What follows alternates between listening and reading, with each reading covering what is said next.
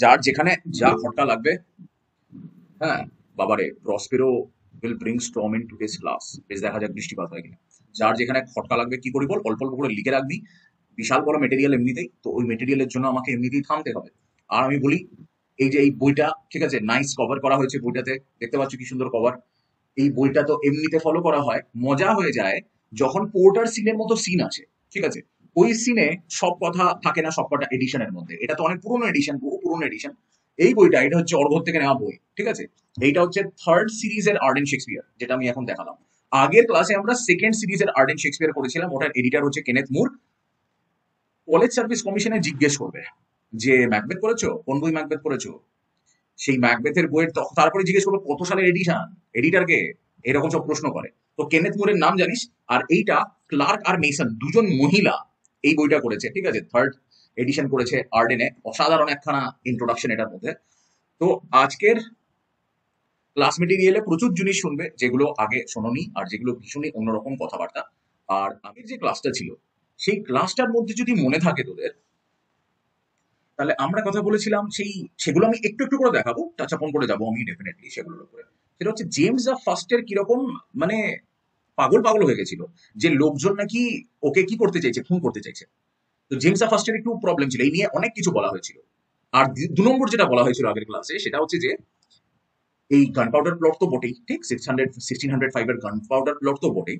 তার সাথে একটা দারুণ জিনিস যেটা, সেটা হচ্ছে যে এই যেখানেই আর কি ভিড় ভাট্টা জমতো, জেমস দ্য ফার্স্ট তাদেরকে কি করতো না, অ্যারেস্ট করে নিত, ঠিক আছে। তো মানে ও ভিড় জমতে দিত না কখনো। সবসময় ওর মনে হতো যে ওর উপরে কি হচ্ছে নাকি অ্যাসাসিনেশন অ্যাটেম্প হবে। এইটা নিয়ে আমি কথা বলেছিলাম আগে। আর 3 নম্বর, লর্ড চেম্বারলেন্স ম্যান, যেটা এলিজাবেথের আন্ডারে রয়েছে, সেটা এবারে কি হবে, মানে এই যে কিংসম্যান হবে। জেমস দ্য ফার্স্টের আন্ডারে ওটা কিংসম্যান হবে। আর অদ্ভুত অদ্ভুত জিনিস বলো, অনেক কিছু বলার আছে, ঠিক আছে। আমি মানে ধরে ধরে আমাকে বলতে হবে। তো আমি আর্ডেন এডিশনের কেনেথ মুরের কথা, থার্ড আর্ডেন এডিশনের এই স্যান্ড্রা ক্লার্কের কথা, ঠিক আছে। আর স্যান্ড্রা ক্লার্কের সাথে প্যামেলা মেসন এটাতে। আর এমনিতে কেউ বলতে পারে যে এ মুখার্জি কোম্পানির সেই এসসি সেনগুপ্তের ম্যাকবেথ, ঠিক আছে। এই তিনখানা বই, ঠিক আছে, এই যেটা যেটা এইরকম করে রেখে দিয়েছি আমি, সেই বইটার কথা বলছি। এইগুলো এমনিতে সচরাচর বলতে হয়, এডিশন ইজ ভেরি ইম্পর্টেন্ট। তার কারণ হচ্ছে, আগের বার আমি বলেছিলাম মনে আছে তোদের, টমাস মিডলটন, মিডলটনের কথা বলেছিলাম যে ও ইন্টারপোলেশন ছিল ম্যাকবেথের মধ্যে। অনেক অনেক জায়গা রয়েছে যেখানে শেক্সপিয়ার নাকি কথা বলেন, শেক্সপিয়ার নাকি লেখেনি, শেক্সপিয়ারকে একবারই সরিয়ে দিয়ে পরবর্তীকালে ওগুলোতে স্টুডিও থেকে করা হয়েছে। এখানে স্টুডিও কি বল, কিংসম্যান, এটা হচ্ছে স্টুডিও, তাই তো, লর্ড চিম্বারলেন্স ম্যান। ওরা আলাদা করে লেখালেখি করিয়েছিল। আর টমাস মিডলটনের নাম বহুবার আগের বার আমি বলেছিলাম, এবার আমি আরেকটু দেখবো। আর একটা ক্লাস পরে ছোটদের মাথা খাওয়ার জন্য আমি প্ল্যান করবো হয়তো, সেটা শুধুমাত্র ল্যাঙ্গুয়েজ ইন ম্যাকবেথ নিয়ে, ঠিক আছে। ম্যাকবেথে কিভাবে ল্যাঙ্গুয়েজটা ব্যবহার হচ্ছে সেটা নিয়ে। বাকি এখানে তো অনেক কিছু হবে। রাফায়েল হোলিনশেডের থেকে সোর্স এসেছে, সেটাও জানিস, কি খান কোনখানে পাল্টেছে সেগুলো নিয়েও কথা বলবো আমরা। তো পরপর পরপর দেখছি আমরা, ঠিক আছে। এরপরে শুরু করবো আমরা। আর পোর্টার সিং নিয়েও আমি অনেক এরকম কথাবার্তা বলি, রাইট, যে সেই জেমস দ্য ফার্স্টের সময় কি ছিল না, ইরিগেশন ভালো ছিল না। তো ইরিগেশন ভালো যেহেতু ছিল না, সেই জন্য ওই যে ফার্মারটা প্লেন্টি জমিয়ে রেখে দিয়েছে আর তারপরে সুইসাইড করেছে। ফার্মার সুইসাইডের জায়গা আর কি, ওই যে আমাদের যে কি বলে পোর্টার সিনের যে জায়গাটা, ফার্মার সুইসাইডের জায়গা। আমি দেখাই দাঁড়া একটু, এই বইটা একবার দেখে নে। স্যান্ড্রা ক্লার্কের বই বলছি, প্যামেলা অ্যান্ডারসন। এটা হচ্ছে তার আগের আর্ডেন শেক্সপিয়ার, ঠিক আছে, কেনেথ মুর, খুব বিখ্যাত লোক কেনেথ মুর। আর এইটা থেকে আমি বার করছি porter scene, act two scene 3, সবাই জানে পোর্টার সিন। এটা নিয়ে আমার অনেক রকম বক্তব্য, আগের ক্লাসে আমি ডেফিনেটলি বলেছি। ওই যে পোর্টার অফ কি, হেলগেট, আসল যে কথাটা বলে, পোর্টার অফ কি বলে না, হেলগেট যখনও বলে আর কি, ঠিক আছে। আচ্ছা, এবার দেখ, এই যে নকিং, এই নিয়ে আমি 2-3টে জিনিস বলবো দেখবি। আর knocking off the gate, De কুইন্সির একটা দারুণ এসে নিয়ে কথা বলবো দেখবি। আচ্ছা, এই জায়গাটা বড্ড গায়ে লাগে, ঠিক আছে। এটা নিয়ে আগের ক্লাসে আমি বলেছিলাম যে একজন ফার্মার ছিলেন, যিনি নাকি গলায় দড়ি দিয়ে দিচ্ছেন যে বেশি ফসল এইবার না হয়ে যায়, সেই জন্য মানে ব্ল্যাক মার্কেটের কথা ছিল। ভদ্রলোক যতদিন পর্যন্ত খরা চলছিল ততদিন পর্যন্ত জমিয়ে রেখে দিয়েছিল, ঠিক আছে। যখন খরা চলছিল বলেছিল যে পরের বছর তো আবার খরা হবে, আমি পরের বছর ব্ল্যাক মার্কেটে বিক্রি করে দেবো, ঠিক আছে। তো সেই ভদ্রলোক আর কি মারা যাবার পরে আর কি হেলগেটে দেখতে হবে, ঠিক আছে। টমাস মিডলটনের এই নাটকটা বড্ড ইম্পর্টেন্ট নাটক এখানে, ঠিক আছে। ম্যাকবেথের সাথে ভয়ঙ্কর কানেকশন। উইচ কখন লেখা হয়েছিল একবার দেখ, 1615, 1616, ঠিক আছে। উইচের থেকে পার্ট তুলে নিয়ে অ্যাকচুয়ালি ম্যাকবেথের নাটকের পরবর্তী পারফরমেন্স গুলোতে ঢোকানো হয়েছিল, সেইটা হচ্ছে মজা। হেকেটের যত ডায়লগ আছে আমাদের ম্যাকবেথের মধ্যে, ওই সমস্ত হেকেটের ডায়লগ মানে বড় কল্ড্রনটার মধ্যে যখন সেই ফোটাচ্ছে, ঠিক আছে, কল্ড্রন বাবল, যেখানে অনেকগুলো ওই সমস্ত ডাইনি ফাইনি গুলো ছিল আর কি, তারা সবাই মিলে কি করছিল না সেই তোর হেকেটকে আর কি ইয়ে করছে, আর হেকেটকে সেই ইনক্যান্টেশন টু হেকেট করছে, আর তোর ইনভোকেশন টু হেকেট করছে। হেকেটও তখন কথা বলছে ওদের সাথে, পরবর্তী একটা সিনে আছে দেখবি, হেকেট যখন এই আমাদের বীজগুলোর সঙ্গে কথা বলে, হেকেট অথরিটেটিভ যে বস ফিগার, ওই হেকেটকে সেই জন্য উইচক্রাফটের আমরা প্রাইমাডোনা বলি, ঠিক আছে, কিন্তু পুরোপুরি উইচ থেকে এসেছে। ম্যাকবেথের কোন জায়গার কথা বলছি আমি? অ্যাক্ট 4 সিন 1 শেষের দিকে, double double toil and trouble, যারা 1971 সিনেমা দেখেছে তারা খুব ভালো করে এটা জানে, ফায়ার বার্ন অ্যান্ড কল্ডন বাবল, খুব বিখ্যাত লাইন এটা। তাহলে এইখান থেকে আমি বলছি হেকেট কি না, প্রাইমাডোনা আর প্রাইমা ব্যালেরিনা, ঠিক আছে, এরা সুপার ন্যাচারাল রেলমের কি করে লিডিং রোল নেয়। আর ডেফিনেটলি লেডি ম্যাকবেথকে তোমায় মনে রাখতে হবে, ও প্রাইমা ডোনার মধ্যে পড়ে, ও প্রাইমা ব্যালেরিনার মধ্যে পড়ে। কে কোরিওগ্রাফটা কে করছে দেখ, তুই তুই দেখ যে কোরিওগ্রাফটা কে করছে, তুই দেখ যে হেকেটের আন্ডারে ওটা হচ্ছে নাকি লেডি ম্যাকবেথের আন্ডারে হচ্ছে। যখন লেডি ম্যাকবেথের আন্ডারে কোরিওগ্রাফ করছিস, তখন লেডি একজন গেটকিপার থাকবে হেলের মধ্যে। এটা আসে মিরাকল প্লে থেকে, মধ্যযুগীয় মিরাকল প্লে, 11 শতাব্দী 12 শতাব্দী, ওই সমস্ত মধ্যযুগীয় প্লে গুলোতে ইয়ক সাইকেল হতো, চেস্টার সাইকেল হতো, টাউনি সাইকেল হতো। আর ওইখানে না ক্রাইস্ট হেলে এন্টার করে, তাই জন্য নকিং, ওই গেটের মধ্যে নকিং হচ্ছে, ক্রাইস্ট যখন হেলে এন্টার করছে তখন যে নক হচ্ছে। আর আমাদের এখানে ক্রাইস্ট ফিগার হিসেবে ম্যাকডাফের অ্যারাইভাল হচ্ছে। টাউনি যে সমস্ত সাইকেলের প্লে গুলো ছিল, কি বলছি, টাউনি সাইকেলের যে সমস্ত প্লে গুলো ছিল, ওখানকার পোর্টারও না বেলজিবাবকে ডাকতো। আর এখানকারও দেখ ম্যাকবেথের পোর্টার কাকে ডাকছে না, বেলজিবাবের নামে বলছে, ঠিক আছে। এরকম করে লিঙ্কটা কোথায় হচ্ছে না, বেসিক্যালি দেখ, তো আমাদের পোর্টার সিনের যে ইকুইভোকেটার, এমনিতে এটা মনে রাখবো আমরা, ফাদার হেনরি গার্নেট, এই ভদ্রলোককে গ্রেট ইকুইভোকেটার বলা হতো, হিস্টোরিক্যাল কনটেক্সটটা বোঝে পারে, ঠিক আছে। তোমাকে ইউজ করতে হবে কি বলো, ট্রিকি ল্যাঙ্গুয়েজ।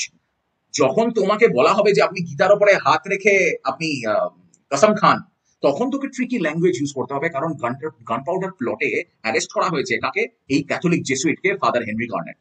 এই ভদ্রলোককে এমন করে কথা বলতে হবে যাতে ও যেহেতু আর কি করেছে, ধর্মগ্রন্থে বাইবেলের উপরে হাত রেখে যেহেতু ওকে দিয়ে শপথ করিয়েছে, তাই এমন করে কথা বলবে, ও ইকুইভোকেটারের মতো কথা বলবে, এই দিকের হয়ে কথা বলবে, এই দিকের হয়ে কথা বলবে, এমন জাগলিং করে কথা বলবে, তুই বুঝতে পারবি না যে ও কোন দলের হয়ে কথা বলছে। তাই ড্রাঙ্কেন পোর্টার যখন বলে যে আমি মনে হচ্ছে হেলের মধ্যে কাকে ঢুকিয়ে আনছি, ইকুইভোকেটারকে ঢুকিয়ে আনছি, ফাদার হেনরি গার্নেটের কথা মনে রাখবে। ফাদার হেনরি গার্নেট শেক্সপিয়ারের বাবার বন্ধুস্থানীয় ছিল, এটা আমি বলেছিলাম আগের ক্লাসে, তো মনে রাখবে এটাই। ন্যাকা ন্যাকা রাজা, এরকম রাজাকে দিয়ে কোনো লাভ নেই। সায়ন্তন আমাকে খুন করতে পারে, কারণ ও হচ্ছে ডিজার্ভিং ছেলে, ও রাজা হতেই পারে। এটাকে স্কটল্যান্ডে ট্যানিস্ট্রি বলা হতো। প্রাইমোজেনিচার মানে কি, আমি হচ্ছি অর্ঘ্যর ছেলে, আমি অর্ঘ্যর বড় ছেলে, তাহলে অর্ঘ্য আমাকে রাজত্ব দিয়ে যাবে, এটাকে বলা হয় প্রাইমোজেনিচার। কিং লিয়ার নিয়ে অনেক কিছু জানিস তোরা, ঠিক আছে, প্রাইমোজেনিচার নিয়ে অনেক কিছু শুনেছিস তোরা, মেয়েরা কিছু পায় না সেটাও জানিস তোরা, টেম্পেস্টের মতো নাটকে ফার্ডিনান্ডকে মাথা ঘোরাতে হলো কেন সেটাও জানিস তোরা, কারণ মেয়েকে দিতে পারবো না কিছু, প্রাইমোজেনিচার বলে একটা প্রবলেম আছে আমাদের কাছে। এখানে দেখ তুই যে এই যে একটা ভার্চুয়াস রাজা তো আমি নাটকে করেছি, হলিনশেটে কিন্তু ছিল না। ওই ম্যাকবেথ হেড বলে যে রাজা ছিল 1047-এ, ওইখানে কিন্তু ছিল না ব্যাপারটা। আর ব্যাংকুও পর্যন্ত ম্যাকবেথকে হেল্প করছে, বলছে যে ধর এই সমস্ত এই ডানকানের মতো এই সমস্ত রাজাদেরকে দিয়ে চলবে না, ঠিক আছে। সেই জন্য পলিটিক্যাল পারপাসে আমরা কি করব না, কিং জেমসকে অনার করবার জন্য আমরা কি করলাম দেখ, আর ম্যাকবেথের ট্র্যাজিক ফল করলাম, কারণ ম্যাকবেথ এসেছে কোথা থেকে, স্কটল্যান্ড থেকে, বলেছি। এবার দারুণ একটা ইনফরমেশন শোন, 5 বছর ব্যান্ড ছিল নাটকটা, ঠিক আছে, 1606-এর পর থেকে 5 বছর নাটকটা ব্যান্ড ছিল। লোকে বলতো যে ম্যাকবেথ যদি কথাটা মুখে বলে দাও কোথাও, আর যদি নাটকটা করে দাও কোথাও, তাহলে নাকি প্রচন্ড মানে উল্টোপাল্টা জিনিসপত্র হতো।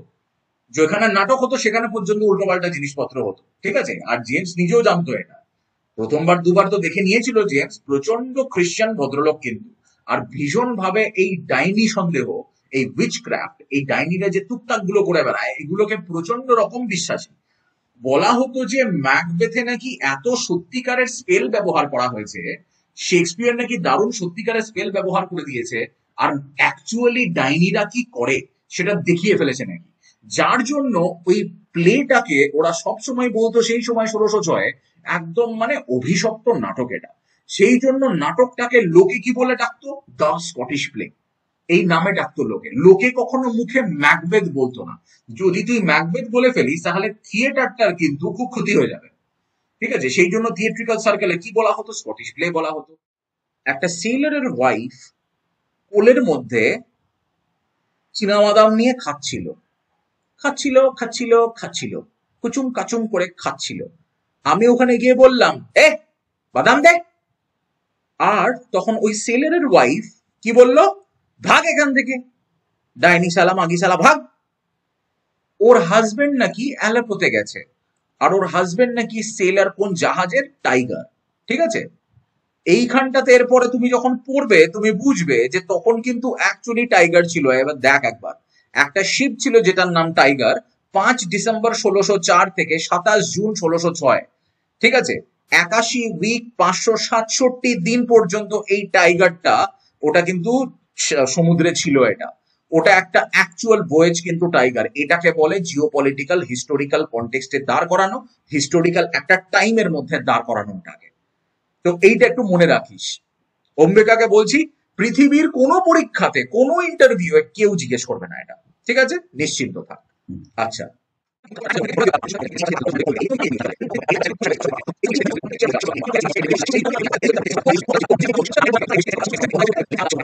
ঠিক আছে। লম্বার্ডের মতো লোকজন বলে যে লেডি ম্যাকবেথের সঙ্গে ইনজাস্টিস হয়েছে, ঠিক আছে? সোসাইটির মধ্যে উইমেনদের ওয়ার্থ আসে সবসময় যে তুমি ছেলে জন্ম দিতে পারছো কিনা, তার কারণ হচ্ছে তুমি রানী, ঠিক আছে? খুব ভালো কথা। আর তুমি যদি রানী হয়েছো আর তোমার ছেলে হয়নি, তাহলে তো বাবা তোমাকে পানিশমেন্ট দিতে হবে। তাহলে বলতো একবার মহিলার কিরকম বায়োলজিক্যাল ফেটটা ভিকটিম অফ কসমিক ইনজাস্টিস হয়ে গেল, যার জন্য মহিলা খেপে গেল, যার জন্য মহিলা এত ম্যানিপুলেটিভ হয়ে গেল, যার জন্য মহিলাও চাইছে না যে কেউ সিংহাসনে বসুক। আমার ছেলে যদি সিংহাসনে বসছে না, তাহলে সিংহাসন ফাঁকা থাকবে, সোজা কথা, হ্যাঁ কি না? ঠিক আছে। আচ্ছা, লেডি ম্যাকডাফের কথা ভাব এবার। 2015 সালের সিনেমাতে যখন রাজ্য অভিষেক হচ্ছে ম্যাকবেথের, তখন লেডি ম্যাকডাফকে দেখেছিস তোরা, ঠিক আছে? রোগা লম্বা একদম রাজহাঁসের মতো, ঠিক আছে? লেডি ম্যাকবেথ বলছে যে thane of Fife had a wife, where is she now, এরকম যখন বলে লাস্টে স্লিপ ওয়াকিং সিনে, অ্যাক্ট 5 সিন 1, মনে রাখতে হয় তো আমাদেরকে এই লাইনটা। এটা তো হতে পারে যে ও খুব জেলাস আর ও ভীষণ তিক্ত হয়ে গেছে, ঠিক আছে? যে বললো লেডি ম্যাকডাফের একটা লিভিং চাইল্ড ছিল, বলো কোথায় লেডি ম্যাকডাফ, কোথায় ওর বাচ্চা, কোথায়? এটা রেগে গিয়ে বলতে পারে, এটা কষ্ট পেয়েও বলতে পারে, আবার এটা কিন্তু ও জেলাস হয়েও বলতে পারে, সেটাও মাথায় রাখিস। কারণ আমার তো বাচ্চা নেই, লেডি ম্যাকডাফের বাচ্চা ছিল, বাচ্চা